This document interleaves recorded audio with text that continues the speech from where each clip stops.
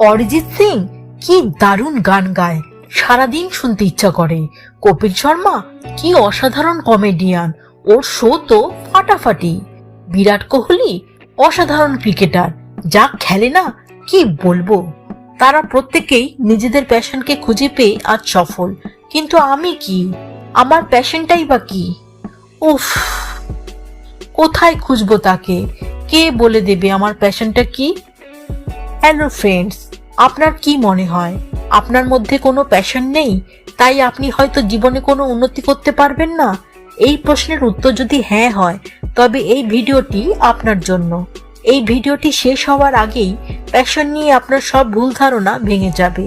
এছাড়াও প্যাশন নিয়ে আপনার যে অভিযোগ রয়েছে তা তো দূর হবেই, তার সঙ্গে আপনি এমন কিছু শিখতে পারবেন যা আপনাকে ভবিষ্যৎ জীবনে সফল হতে অনেক সাহায্য করবে।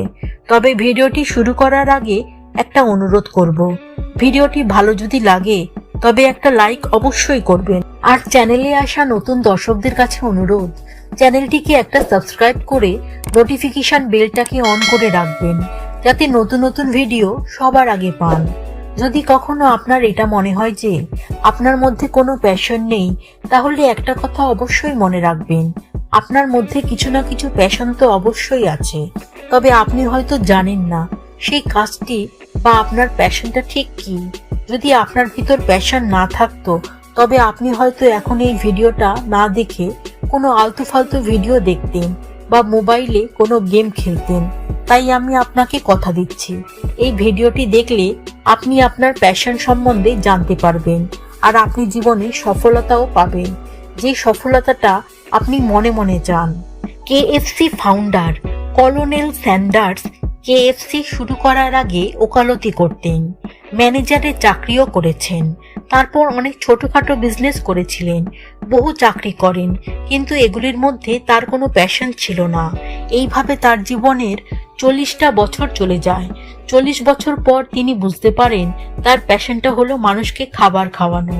তার এই প্যাশনটা তিনি বুঝতে পারেন তার 60 বছর বয়সে এসে, যখন তিনি তার ভাই বোনদের খাবার খাওয়ানোর জন্য খাবার বানাতেন তখন। এটা আমরা এখন সবাই জানি যে তিনি তার প্যাশনটাকে খুঁজে পাওয়ার পর সারা জীবন কিন্তু ওই একই কাজ করে গিয়েছিলেন। এই খাবার খাওয়ানোতে তিনি এত সফলতা পান যে তিনি চলে যাওয়ার পরও তার প্রতিষ্ঠান এখনো সমানভাবে রমরমিয়ে চলছে, সারা বিশ্ব জুড়ে তার নাম। এবারে আপনার মনে প্রশ্ন আসতেই পারে যে যতক্ষণ আমি আমার প্যাশন খুঁজে পাচ্ছি না, ততক্ষণ আমি কি করব? এটার উত্তর খুব সহজ, আপনি সবসময় কিছু না কিছু করতে থাকুন, সে যাই হোক না কেন, মন দিয়ে 100 ভাগ উজাড় করে করতে থাকুন। কিছু মানুষ এমন আছেন যারা তাদের সব মনোযোগ তার প্যাশনকে খুঁজতেই লাগিয়ে দেয়, আর যে কাজটা করছে তাতে তার মনোযোগ 100 ভাগ দেয় না। আর কিছু মানুষ তো আরো বড় ভুল করেন, তারা তাদের প্যাশনকে খুঁজতে গিয়ে সবকিছু ছেড়ে দেয়। তারা বলে তখনই কিছু করব যখন আমি আমার প্যাশন খুঁজে পাবো। আপনাকে একটা কথা বুঝতে হবে, আপনি কখনোই আপনার প্যাশনকে খুঁজে পাবেন না। আপনি যখন লাগাতার ভাবে আপনার 100 ভাগ মনোযোগ কোনো কাজে দিতে থাকবেন, তখন আপনার প্যাশন আপনাকে নিজে থেকেই খুঁজে নেবে, আর ওই প্যাশন আপনাকে সফলতা দেবে যা আপনি এতদিন চাইছিলেন। কেএফসির কলোনেল স্যান্ডার্স এর একটা বড় উদাহরণ। ফেসবুকের প্রতিষ্ঠাতা মার্ক জুকেনবার্গও এরকম আর একটা উদাহরণ। মার্ক জুকেনবার্গ এই পৃথিবীর মানুষদের পরস্পরের সঙ্গে যুক্ত করাতে আজ প্যাশনেট, কিন্তু ফেসবুক শুরু করার আগে তিনি কখনো এরকমটা নিয়ে ভাবেননি। প্রথমে তিনি কয়েকটি ছোট ছোট টুলস বানিয়েছিলেন, পরে তিনি ওগুলোকেই জুড়ে ফেসবুক বানিয়ে ফেলেন, যেটা ওনার কলেজের একটা প্রজেক্ট ছিল। তারপর তো ইতিহাস তৈরি হয়ে গেল, ফেসবুক বিরাট জনপ্রিয়তা লাভ করলো, মানুষ পেল ফেসবুক, আর মার্ক খুঁজে পেলেন তার প্যাশন। উবের ক্যাবের ফাউন্ডার্স, তাদেরও প্যাশন কখনোই পাবলিক ট্রান্সপোর্টকে সহজ বানানো ছিল না। তারা যখন অ্যাপ বানালো আর তাতে বিভিন্ন ট্যাক্সি ড্রাইভারদের তাদের সঙ্গে জুড়ে দিল, তখন তারা সাফল্য লাভ করলো ও তারা তাদের প্যাশন খুঁজে পেল। অ্যামাজন হলো আজকের দিনে সবচাইতে বড় অনলাইন দোকান। এরা কিন্তু প্রথমে শুরু করে বই বিক্রি দিয়ে। অ্যামাজনের ফাউন্ডার এই নিয়ে প্যাশনেটও ছিলেন। তিনি ভেবেছিলেন যে তিনি সবচেয়ে বড় একটা দোকান বানাবেন। গুগলের ফাউন্ডার্স তাদের একটা কলেজ প্রজেক্ট বানানোর আগে কখনোই ভাবেননি যে তিনি ওই কলেজ প্রজেক্টের মধ্যে দিয়ে পৃথিবীর মধ্যে একটা বড় কোম্পানি বানিয়ে ফেলবেন। তারা তাদের ওয়েবসাইটের নাম নিয়েও প্যাশনেট ছিলেন না। তারা ভেবেছিলেন তাদের ওয়েবসাইটের নাম গুগল মানে চশমা রাখবেন, কিন্তু ইনভেস্টররা যখন চেক দেয় তখন দেখা গেল ভুল করে গুগল লিখে ফেলেছে। এর ফলেই গুগল থেকে গুগল হয়ে গেল। আমি আপনাদেরকে এই ধরনের অনেক উদাহরণ দিতে পারি যেখানে প্রথমে অ্যাকশন হয়েছিল, তারপরে প্যাশন এসেছিল। সো ফ্রেন্ডস, আপনারও যদি মনে হয় যে আপনার মধ্যে প্যাশন নেই, তাহলে আমি আবার তাই বলবো যা আমি আপনাদেরকে প্রথমে বলেছিলাম। আমাদের সবার মধ্যে কোনো না কোনো প্যাশন অবশ্যই আছে, শুধু আপনার দরকার সেই প্যাশনের সঙ্গে কোনো না কোনো ভাবে মিলিত হওয়ার।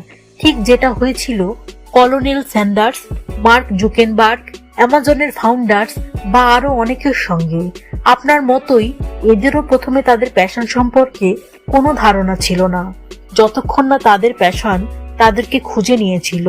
তবে এখানে আপনাকে মনে রাখতে হবে, ওই সফল মানুষগুলো প্রথম থেকেই থেমে থাকেনি, সবসময় কিছু না কিছু কাজ করে যাচ্ছিল, আর সেটা করছিল পুরো মন থেকে।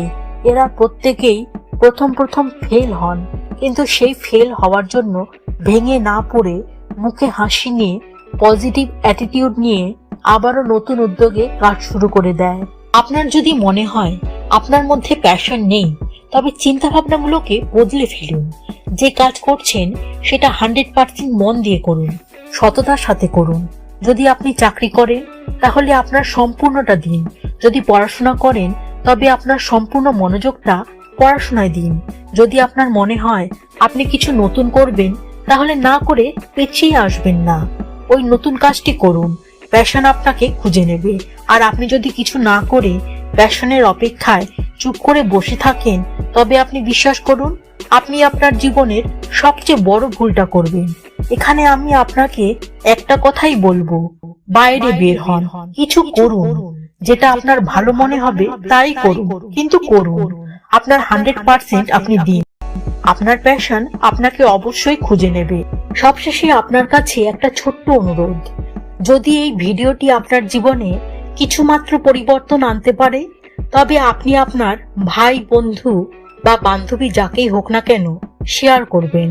হয়তো তারও এই কথাগুলো শুনে উপকার হবে। নমস্কার।